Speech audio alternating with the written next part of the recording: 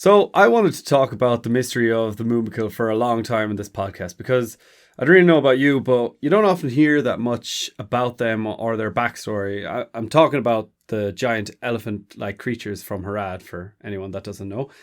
We see them in the third Peter Jackson movie, in the Battle of Pelennor Fields. That's where we see them. And they primarily feature in the chapter, The Battle of the Pelennor Fields, in the Return of the King book, and briefly in the Two Towers. And we do see them in the Two Towers movie, right? But yeah, they pop up once or twice in both the book and the movie. But by and large, they do seem quite irrelevant. Irrelevant. I like it. Very good.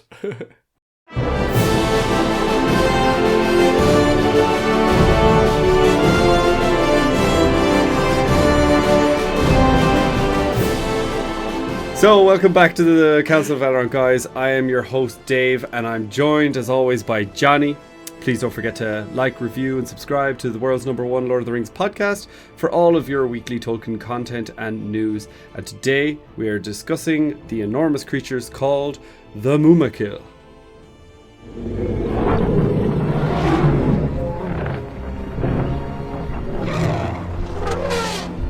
It's an oliphant. The Oliphants. The Oliphants, yes. That is another name. There is another. So, Johnny, I'll ask you first to kickstart this episode. What is the first time canonically that we actually see the Mighty Mûmakil? Film, book, Both? both is good. Well, Both is good. So in the films, we see them. You already said in the Two Towers movie, we see them. It's one of these things that always annoys me because they're making this stew. They're finding the perfect way to cook a brace of conies, and I mean, Smeagol's complaining about it, but I think it looks pretty delicious. It looks gorgeous. So does Eowyn's stew. Yeah. I've always thought that. I've always maintained that I wouldn't mind giving that a go. Maybe throw in a bit of Sam's seasoning into either of those stews, either Eowyn's or into Sam's one, and I'd say it looks quite delicious. A few nice chips, a few taters, and potatoes, and it looks pretty good. So, sorry, I got completely distracted by my memory of that stew that I forgot what the question was. But the question is that, so basically directly after, they get interrupted of making that stew by the sound of they hear these kind of bird calls and they're not sure what's going on, and then they go over and it's actually Faramir and his company. They're making these little secret bird calls. And they attack the Haradrim that are coming in. And Sam and Frodo are lingering in this place a bit too long, is what they say. And they see they're about to go, and then they're just like, oh, look, Mr. Frodo, Oliphants. And then that's when they grace our screens for the first time. It was a very graceful encounter, I believe, as well. Because I was like, oh my God, they're such beautiful creatures. But then, obviously, they start killing it and stomping and attacking it. And it's like, oh, okay, we should get out of here. So that is when they first come into play on the screens. Yeah, well, it's the same as the book, except in the book, the hobbits do eat the stew, which is... They do, I know. Thank God. I know, thank God for that. But actually, it's interesting that you mentioned the bird calls from the Rangers, because I think I didn't really know that for years and years and years. I didn't know what Frodo had heard or what... Yeah. All that kind of stuff. Something like that. It's a pterodactyl. I've been freaked out. So this all takes place in Ithilien with Faramir and his rangers. They ambush the contingent of Haradrim that are marching north. And yes, there's at least one Mûmak in this scene that they all start shooting arrows at, and it kind of goes into a rage-filled frenzy, charged about, killing soldiers on both sides. And we have a lovely quote from Damrod in the books, in the chapter of Herbs and Stewed Rabbit in the Two Towers. I like the way they named the chapter about the most important thing. It's an important part, you guys. Yeah, so it reads, where? Sorry, this is where, W-A-R-E, not where. So... Like, beware? Yeah, I guess. Where? Cried Damrod to his companion. May the Valar turn him aside. Mûmak. So yeah, that's the little quote. So it's kind of Damrod getting... I never realized that you could use the verb wear without the be in there. I've always heard of beware. Maybe beware is just like the It's the action, command like, you know, form. beware. Yeah, exactly. When you're telling somebody, hey, you better wear, you better beware. I don't know. I'm confusing myself now. So Damrod, who I mentioned there, was one of Faramir's trusty rangers. He's actually in the films as well. I don't know if you remember Damrod in the movie. He was that guy. You know, that's kind of always standing beside Faramir. The older gentleman. The guy that helps him with the map. Yeah. Oh yes, I get it. Faramir's struggling to read the map. That's Damrod. That's damn right. So the beast, the Mûmak, is described as having tusks covered in bands of gold and dripping with blood, having legs like tree trunks, a snout like a serpent, raging red eyes, ears like sails, and was trumpeting the whole time before charging into the forest out of sight. And later in the Return of the King book, the Mûmak is described as having grey hide, almost impossible to pierce by arrowheads. But we have mentioned the name Mûmakil, Oliphant, all that jazz. So let's start with the name Mûmakil. We've already mentioned is the plural, so the singular would be Mûmak, and that would be named by the men of Harad, and it's also called by the other Southrons and the men of Gondor. But what other names, Johnny, we've already mentioned for the Mûmakil? The Oliphants. The Oliphants, and who says this? Sam says that, and that's what they would have been called in the Shire and maybe in other areas as well. Yes, it specifically would say that this is like Hobbitish for the word Mûmak. Also, just to note as well, the Sindarin name is Annabon, which translates to long snout. So I thought that was cool. But Johnny, do you remember what Hobbit? Well, we already mentioned Sam, I suppose, but like, how does he have knowledge of Oliphants, or did he just like randomly say that? Where did that come from? He says something about if his old gaffer could see him now or something. So I wonder if his old gaffer had given him, his old gaffer is his father. I wonder if he had given him any info or knowledge or stories from back in the day. We know that Sam is also a really, maybe doesn't come across in the movies, but he's a very inquisitive hobbit, and he's really quite he's learned a lot from Bilbo from back in the day. He learned loads about the elves, and he was really good at memorizing songs and poetry and things like that. So I'm just assuming that he was, in his inquisitive ways, he was learning about things from outside the Shire back in the day, and maybe, as I said, from his gaffer, just because he mentioned that in that scene. Well, you actually listed it correctly there. You said poetry, because there is a very famous but very, very old poem that the hobbits knew. And maybe not all hobbits, but like you said, Sam would have been more inquisitive, and he certainly knew this poem that was probably handed down from his gaffer. And it's probably the best way to describe an elephant as well. So in the book, Sam actually recites this poem to Gollum and Frodo, while they're resting near the Black Gate. So I will read it for you now. Please do. It goes, and it's quite bouncy and childlike. I like it. So, grey as a mouse, big as a house, nose like a snake, I make the earth shake. As I tramp through the grass, trees crack as I pass. With horns in my mouth, I walk in the south, flapping big ears, beyond count of years. I stump round and round, never lie on the ground, not even to die. Oliphant am I, biggest of all, huge, old and tall. If you ever meet me, you wouldn't forget me. If you never do, you won't think I'm true. But old Oliphant am I, and I never lie.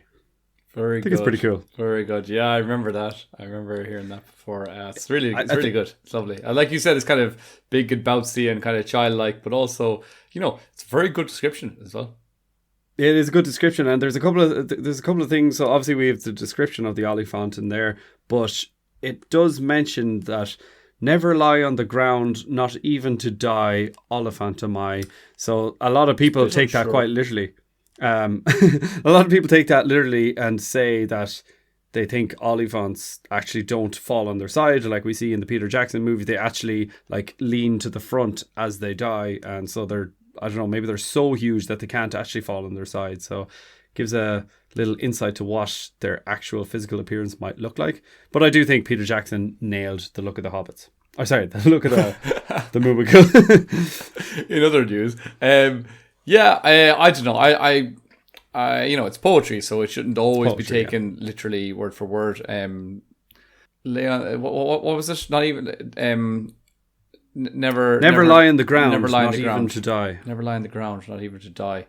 But also, it has to be stated as well that Sam told this poem, and he does say, "Oh, look, Mr. Frodo, an oliphant. They'll never believe us back home." So this is kind of considered a bit of a mystery as well. Like, maybe they're not even real oliphants.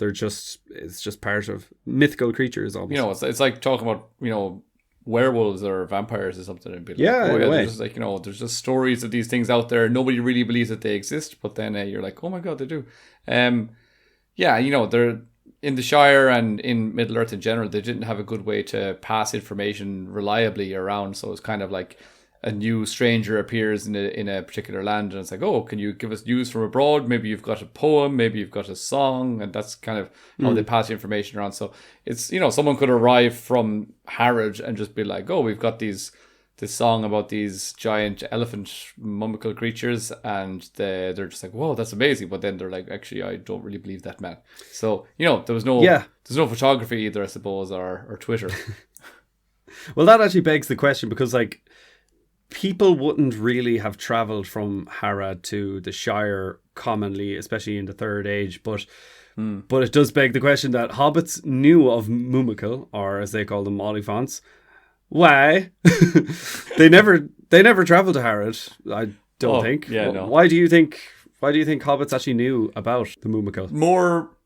Instead of it being from people from Harrod traveling there or vice versa, probably from people who have connections in between, such as Gandalf and other people who may be distant travelers. Maybe the Dunedain Rangers were often hanging around the Shire, and they were protecting the Shire all the time, so they were always in that area, and they would have obviously been a people who traveled a lot, and they would have a lot of knowledge of the world around them. So I don't know, I'd say, and also we know that the people of Harrod, for people from the south and people from the east, a lot of them were quite evil, and it was kind of the good ones were the exception. So I doubt they would have had much dealings with people in the Shire, and been hanging out and sharing stories and things like that. So I'd say probably my guess would be the information would have come from either Gandalf or someone like that. Yeah, I mean, it's a good guess. It's also popular to believe that there could have been, the very odd hobbit or two. We obviously know Bilbo and Frodo have done this, but maybe a hobbit or a Harfoot in the late Second Age or early Third Age travelled to the likes of Harad, witnessed one of these gargantuan beasts, and then named it an Oliphant and brought that lore back with them, only for the rest of the hobbits to not really believe them and think it's a myth. But could be. Maybe we had some hobbit archaeologists who were just digging a hole one day and just kind of came across these giant bones, and they were like, oh my God, we need to excavate here and see what else is underneath. That's true, actually. I didn't even think about that. Like, maybe the Mûmakil actually travelled far rather than the people, and they could have been excavated. But it is strange if what I mentioned before, or what you mentioned, like Gandalf or the Dunedain, it's strange that hobbits don't really know much about elven history or elven lore or dwarven lore, or even about their own history before the Third Age, as far as the reader knows. But they do know of Oliphants, or they at least have a fairly accurate description of them in this poem, in this very ancient poem, I might add. Yeah. But I also want to say that this next theory I found on our dear friend Yoyston's page on his YouTube channel, which is called Men of the West. If you haven't heard it, if you haven't heard it, I'm sure you have, but check it out. But it's actually ironic because I'm now going to talk about the possibility of men in the East. And he says that hobbits are folk derived from the race of men, so this poem and lore could actually back up a well-hypothesized theory surrounding hobbits. By the way, I'm paraphrasing. I'm just kind of taking what he said and making it a lot shorter. Perhaps before the hobbits arrived at the Vales of the Anduin, they were actually folk of the east and south, perhaps leaving that land after the First Age when Sauron's evil spread there. This would back up why hobbits are, in fact, afraid of the big folk, as their ancestors had to deal with the men who fell into Sauron's influence. Those same men would have tamed the Mûmakil, and that's how the hobbits knew them. This is a bit of a wacky theory in my opinion, but however, I think it's still a fun one, and I think it can kind of make you think. Especially because we've talked about on this podcast before about like how hobbits kind of, came from men and are also going to eventually become men again, and kind of a random evolution there. It's like a little sidestep in a circle, isn't it? Yeah, it was just like, that was an error. Let's just go back to default. Yeah, exactly. We went short, but then we went big again. The Mûmakil is ready for battle. Yeah, well, anyways, very good. Moving on to the Battle of the Pelennor Fields. So this is obviously where we see them at their most menacing. But what was their intention, or what were they used for at the battle, Johnny? What was their purpose? Well, probably a few different things. They were obviously transport was one of them. They were transporting good one, yeah. all of the armies from all of the Haradrim. From obviously we said that they're from Harad, which is in the south. They have to travel long distances. So now I say that they use them for transport, but then also we saw in the films, at least they showed portrayals of them marching with huge numbers of people on their backs, but then also massive armies marching along beside them. So that wouldn't be number one reason, I don't think. But if you were sitting up on top of them, instead of walking hundreds of kilometers, I'm sure that would have been a lot better. You would arrive more refreshed. But I suppose they were it was like heavy artillery almost, like, they were our heavy cavalry, I suppose. They were like, we saw the ride of the Rohirrim and how the horses charged against the orcs. They just completely annihilated them, ran through them. And then when the horses charged towards the Mûmakils, it was almost just like the complete opposite. And so, the bigger the beast you ride on, the more possibility you have of just being able to charge down your foes and winning that charge. And so they obviously also, you've got a height advantage as well. All these like soldiers sitting up on top of them with their bows and arrows, they were able to take people out from a safe height and a safe distance. They're very difficult to take down, as we saw as well. And also, what was a really cool feature when everybody picks up on the first time they see them is like the chains and barbed wire and little things that they would attach to their tusks that they would use as almost like because if you're just two big tusks, you're not really getting very accurate. Like you're not going to wipe out that many people, but like attaching something in between them and using it almost like a battering ram, just taking out like loads of people at the same time. It's so effective, and it's like, it's horrible. Like I just want to say as well that like there actually isn't any mention in the book of any of these great weapons attached to their legs and tusks, but there's like, it doesn't say that they weren't there, and it's not that hard to believe that they would have done this as well. Like, it's can you go back to the description you said before, that something about they were dripping in, or so something with gold and dripping in blood. What did they have hanging off them? That was hanging off their tusks, was it? They had like bands of gold, so they were probably just had like, just decorative things, fabric material, and they were also painted in red as well. But their tusks are described as being dripping with blood. So I think Peter Jackson took that to a whole new level, and I love it for it. Just attach little appendages onto the side of their tusks and be like, here, we'll give you a little machine gun or a machete or a musket. Yeah, but you're right with everything you said, especially with like the height advantage and the archers in there. Like they are described as having huge war towers on top of them, and also, like you mentioned, dragging engines to be used against the walls of Minas Tirith, and like dragging like artillery and everything. But the thing is, they couldn't themselves actually breach the black outer walls of Minas Tirith, as it was so incredibly strong, thick, and made of unbreakable stone. And they were just too huge to fit through the door. Well, that's true.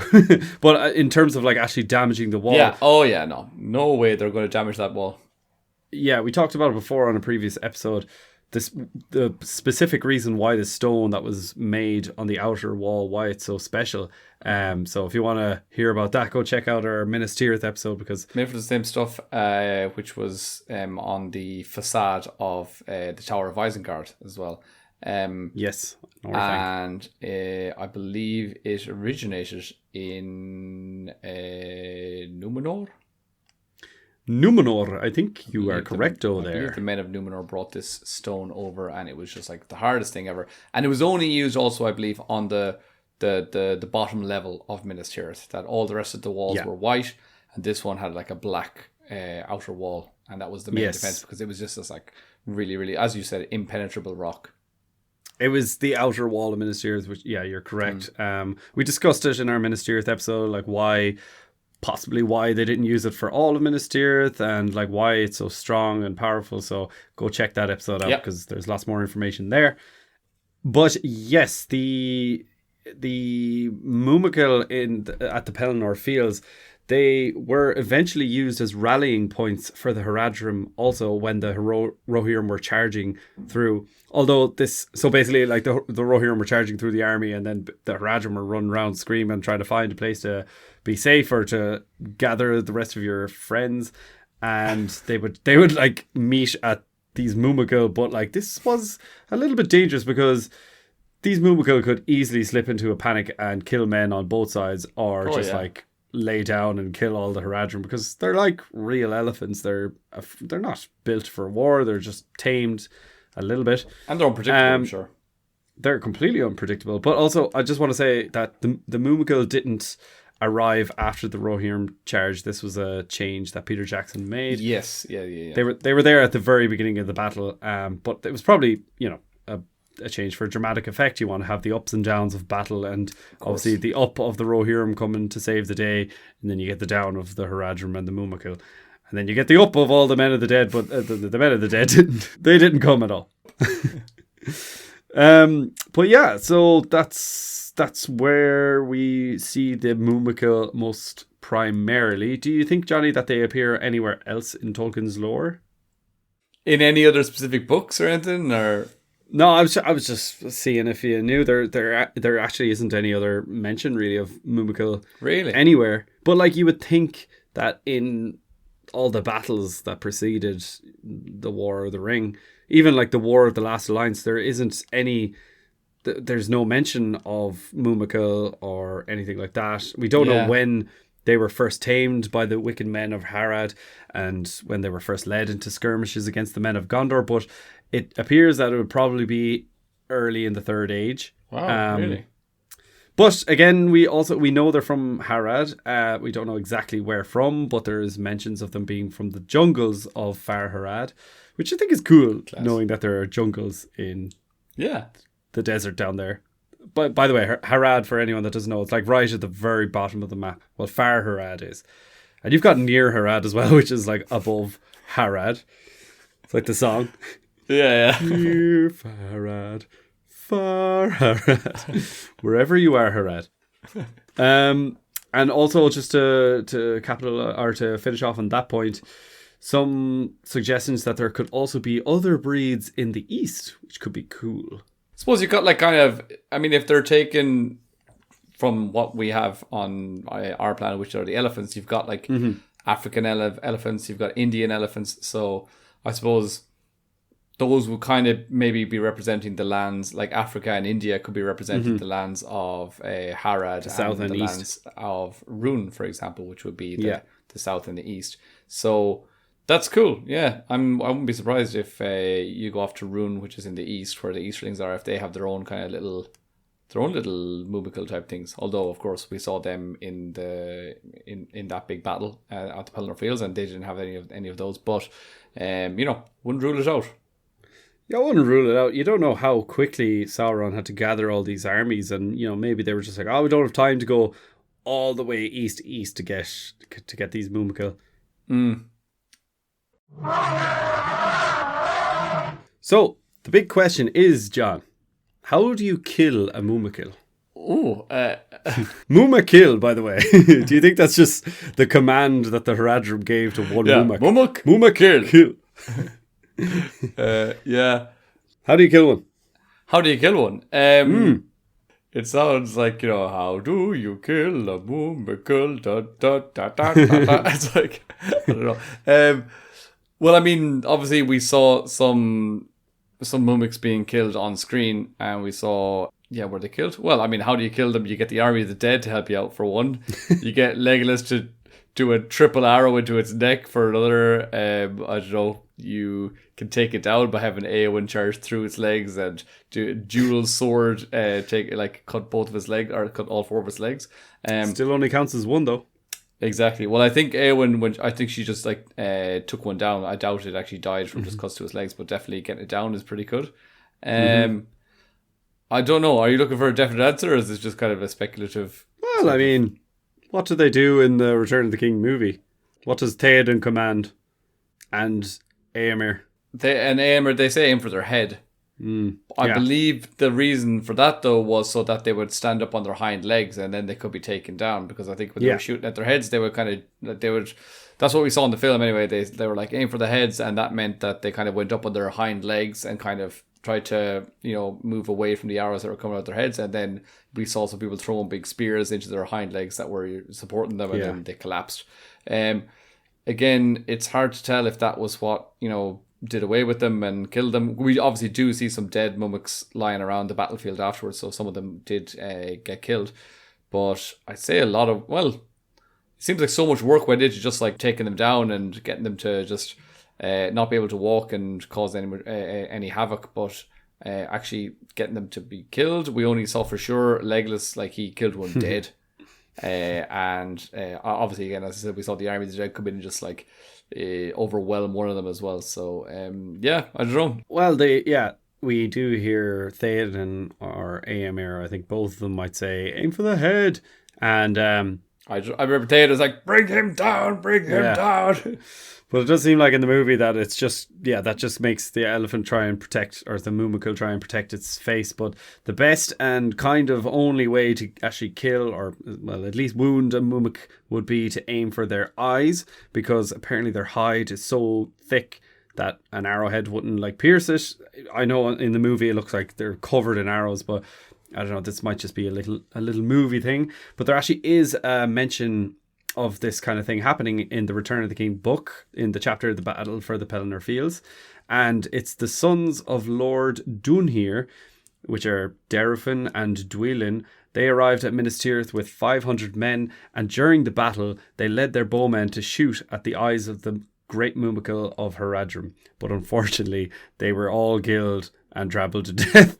But so it's not kind a of very sad. Successful technique. But no, I think you would have to be extremely brave to. This technique means you'd have to face the Mûmakil head on. You have to be pretty close. You have to be accurate. You have to be close. These men didn't survive, but the vast majority of the Mûmakil at the Pelennor Fields were wiped out in that battle. I think I've got one more technique. Right. And I've got this from doing research, and my research was watching The Boys TV show. And oh no! In season Is this one, the whale thing? No, it was going to be in season 1. How do they kill Translucent? Oh, they put a bomb up his ass? Yeah, exactly. Because his skin was impenetrable, kind of like the hide of a Mûmakil. So that's another way as well. Because you were like, you got to get in his eyeball. I was like, what about getting inside his asshole? I mean, whatever his soft parts are. So I mean, you need to you need to subcontract Saruman to make a bomb for you, obviously. But yeah, well, that I'm sure that's possible, but I'm not going to be the one to try out that technique. But anyways, moving swiftly on from the Mûmak's asshole, Johnny, the Mûmakil, were they inspired from our own history, do you think, or did Tolkien just completely come up with this on his own? I mean, I'd have to say that they're so similar to elephants, and then maybe also but in our own history we've obviously had different evolutions of the same animal. So obviously we had woolly mammoths back in the day, and now we've got the modern day elephants. So seeing as the way that they seem to be described is so similar, it's not like it's a thing with 10 tusks, and well, it did have 6 tusks, didn't it? But, yeah, sorry, it didn't very have good, well done. Didn't have 10 snouts, trunks. Trunks. I was blanking on the word trunk. I was like, is it a snout? 10 They do trunks. say snout all the time in the book. I don't know if they actually trunks. I've just been reading too much Tolkien instead of actual history books. I forgot the word. I forgot the word trunk. But what about the way they were used? Do you think that's in terms of war, in terms of archers? Yeah, but I'm sure. I mean, there's been wars back in the day, in as I said, in India or something, where they actually rode on elephant backs, something like that. I can see that. I mean, why not? Yeah. Well, it's well known in northern Africa now. Obviously, thousands of years ago, that Hannibal and the Carthaginians led their elephants. Hannibal Lecter, yes. Hannibal Lecter, of course, yeah, another bloodthirsty person. They led their elephants to war against the Romans, and they were described as being ridden with towers attached to their backs, carrying archers and painted details on their hides also. And if you look up any pictures, that's just type in like Hannibal or Carthaginian War or something, or Hannibal v the Romans, you'll always see elephants with like tiny little towers on their backs, but they're pretty cool. Like you can still fit like 2 or 3 lads in there. But there are many cases where the Romans actually employed tactics to defeat their elephant-wielding enemies, such as arrows to the eyes and also fire, as this often terrifies the elephants, and then they would go on a little stampede and probably kill a bunch of their own men. And this could have also been employed by the Gondorians. We don't actually hear any mention of fire being used against the Mûmakil, but we know that the Gondorians have such a strong affiliation with the ancient Romans, and I wouldn't put it past Tolkien to have looked into this and been like, Gondor, Romans, Carthaginian War, the men of Harad, or Harad, or whatever you say. Ace Ventura as well also used to use his elephant to like do stampedes, and like he would ride on the back of an elephant. So maybe that was an inspiration for Tolkien. Yeah, that he watched When Nature Calls, is it? Yeah, of course. Or maybe, Pet Detective. I wanted to put in a little fun fact here as well, that elephants love alcohol, like wine and beer. So the Carthaginians actually used to feed them lots of alcohol right before a battle to soften the nerves and take the edge off, and also to make the elephants enraged. So it kind of did. Elephants they can be quite shy creatures. So giving them whiskey, was it? They find it was mostly wine and beer, but yeah, maybe a little touch of whiskey for the anger. But elephants also they would lose their shyness, and they would get enraged. You're going to say they'd lose their shite. they would lose their shyness and then lose their shite, get enraged, and it would reduce the chance of them running away and stomping on their own men. So that's something cool. I wonder if the men of Harad also fed them some flagons of wine. Yeah, very good. Good technique. So these big giant creatures, evil creatures, maybe, I don't know. Do you think that they could be tamed for good, Johnny? Yeah, for sure. Why not? I don't think any of, these beautiful creatures would actually just be naturally evil or anything. They were just, owned by evil men. So, it's the same as if you saw the other any other evil armies that were using horses. Obviously not. I don't want to speak about the Nazgul, because their horses were actually evil horses that were bred in Mordor. But I'm talking about, if the people of Harad or the people of Rune, if they actually had just horses as well, it's the same kind of argument. You'd be kind of going, do you think the horses could be used for good? Of course they could. It's just, they were not aware that their masters were evil. They were just doing what they were told. They were doing what they were trained to do.